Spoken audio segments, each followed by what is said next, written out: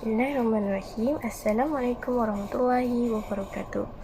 Hari ini saya Nura Alia binti Norizal I20104538 bersama kawan saya Khairul Nasihah binti Abdul Khiyat akan membentangkan tentang tajuk kontrak sosial Kerajaan Islam Madinah Munawwarah di bawah kepimpinan Rasulullah yang membawa kepada perpaduan.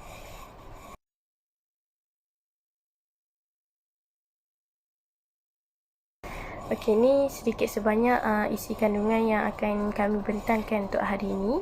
Ada 8 di sini. Okey, jom kita tengok apa itu kontrak sosial.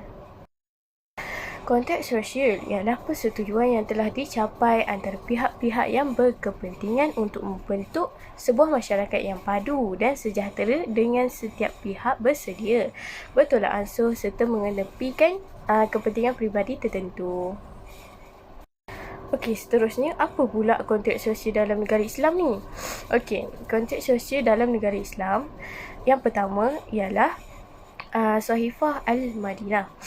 Dirangka oleh Nabi Muhammad SAW, Perjanjian Sahifah Madinah sebagai contoh teori kontrak sosial negara Islam.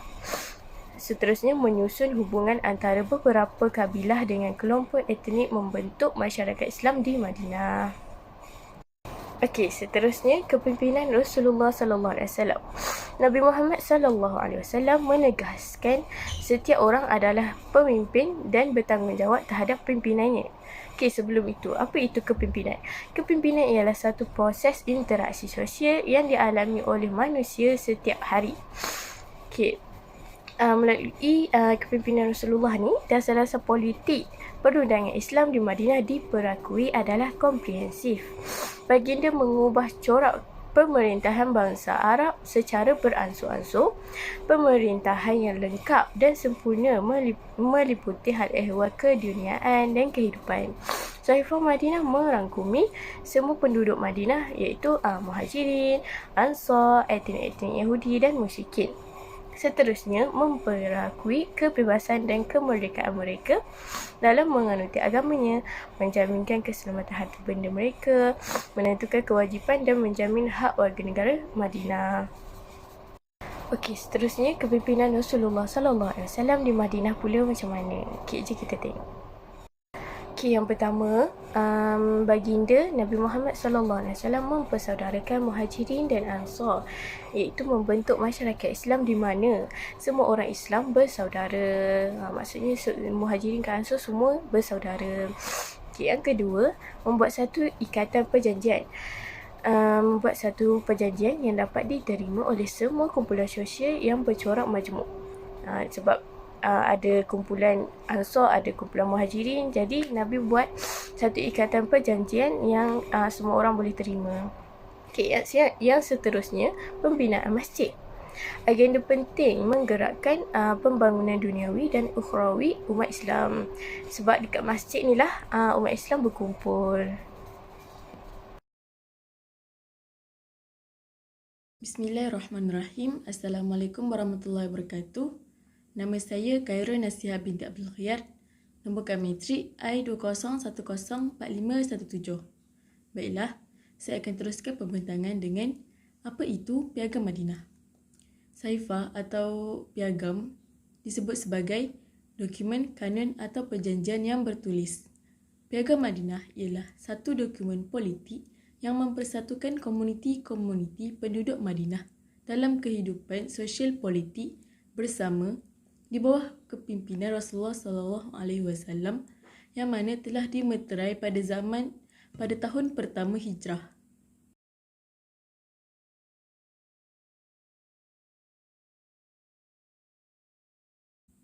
Antara tujuan Piagam Madinah ini dilaksanakan, yang pertama adalah untuk mempergiatkan gerakan dakwah Islam ke seluruh dunia. Yang kedua, Rasulullah berazam untuk mendirikan sebuah negara yang akan melindungi agama Islam. Yang ketiga, untuk menyatupadukan antara kaum dan suku tanpa memandang bangsa, puak atau warna kulit. Yang keempat, untuk mengikat atau membendung usaha-usaha jahat orang Yahudi dan musuh Islam terhadap agama Islam. Dan yang terakhir, membentuk suatu disiplin di kalangan masyarakat Islam sendiri agar mereka menjadi suatu umat yang kuat dan disegani musuh. Seterusnya, isi kandungan. Antara isi kandungan yang bersesuaian dengan kepimpinan Rasulullah, yang pertama, Nabi Muhammad diakui menjadi ketua negara bagi semua penduduk. Sebarang masalah hendaklah dirujuk kepada baginda untuk mendapatkan penyelesaian. Yang kedua, semua penduduk Madinah bebas beragama dan bebas mengamalkan adat istiadat serta upacara masing-masing. Yang ketiga, semua penduduk Madinah hendaklah bekerjasama dalam masalah ekonomi supaya dapat memperkuatkan mereka punya kesatupaduan. Yang keempat, semua penduduk Madinah mestilah mempertahankan kota Madinah daripada diserang oleh musuh.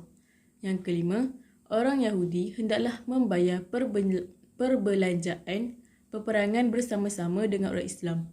Mereka tidak boleh berperang melainkan mendapat keizinan daripada Rasulullah. Yang keenam, semua penduduk Madinah tidak boleh bermusuhan atau dengki-mendengki sesama sendiri. Mereka hendaklah hidup sebagai satu bangsa, iaitu bangsa Madinah. Yang terakhir, keselamatan orang Yahudi termasuklah nyawa dan harta terjamin selagi mereka taat kepada syarat-syarat perjanjian di dalam perlembagaan Madinah. Kesimpulannya, kepimpinan Rasulullah dapat membentuk pemerintahan yang kukuh dan dasar peraturan yang menjamin setiap umat Islam di dunia. Kewujudan negara Islam pertama ini telah memartabatkan ajaran Islam serta dipandang mulia oleh golongan bukan Islam. Sekian, terima kasih.